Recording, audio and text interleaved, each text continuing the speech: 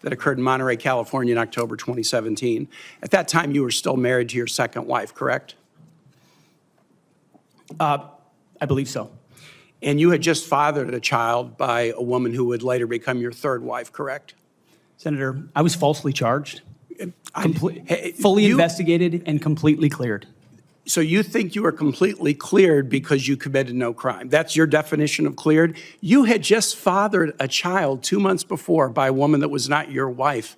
I am shocked that you would stand here and say you're completely cleared. Can you so casually cheat on a second wife and cheat on the mother of a child that had been born 2 months before, and you tell us you are completely cleared? Senator, how is that a complete clear?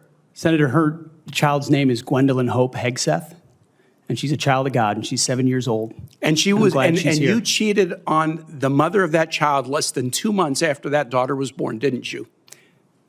Those were false charges. Well, it was fully investigated, and I was completely cleared. And I am so grateful for the marriage I have to this amazing woman behind me. You've admitted that you had sex at that hotel in October 2017. You said it was consensual, isn't that correct?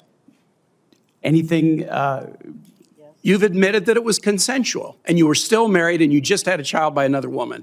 Again, how do you explain your judgment? Completely false charges against me. You fully investigated, and I was completely clear. You have admitted that you had sex while you were married to wife 2 after you just had fathered a child by wife 3. You've admitted that. Now, if it had been a sexual assault, that would be disqualifying to be Secretary of Defense, wouldn't it? It was a false claim then and a false claim now. If it had been a sexual assault, that would be disqualifying to be Secretary of Defense, wouldn't it? That was a false claim. So you're talking about a hypothetical. So you can't tell me whether someone who has committed a sexual assault is disqualified from being Secretary of Defense?